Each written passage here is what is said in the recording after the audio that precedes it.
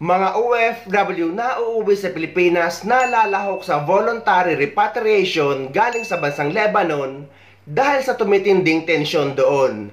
Makakatanggap ng 150,000 pesos bawat isa pagdating sa Pilipinas. Tanggap ng tigi 150,000 piso ang mga overseas Filipino worker sa Lebanon na lalahok sa voluntary repatriation ng pamahalaan.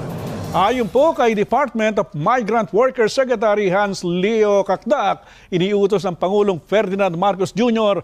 na dagdagan ng financial assistance para sa mga uuwing OFW bilang bahagi ng kanilang reintegration program.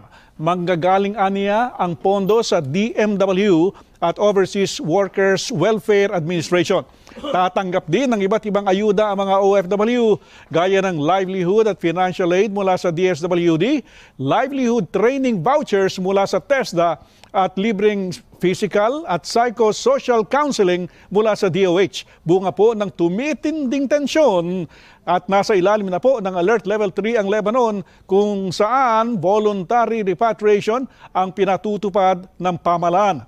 15 Pinoy na ang nakauwi nitong weekend, 45 pa ang inaasahang uuwi ngayong linggo.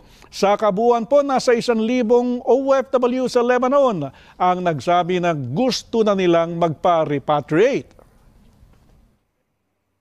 We've also partnered with Agriculture, DA, Sec Kiko Laurel, and Sec Cristina Frasco for DOT in case our OFWs would wish to endeavor into agri-related and tourism-related endeavors. So we're ready. We stand ready to help them upon their return.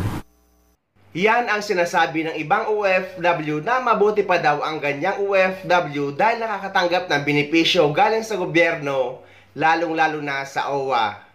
Guys, lawakan nyo ang pag-iisip nyo. Dahil kung sila din ang tatanungin nyo ay hindi naman nila kagustuhan na malagay sa ganyang sitwasyon. At kasama nga yan sa benepisyo ng OWA na makukuha ng mga OFW or kagaya niya na displaced OFW just in case magkaroon ng gera sa bansa kung saan ka nagtatrabaho.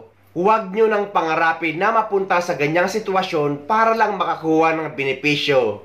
Pero just in case man maranasan natin ang ganyan, basta isa kang documented OFW at OWA member ka, ay bubuhos ang tulong ng ating gobyerno, kasama na dyan ang OWA.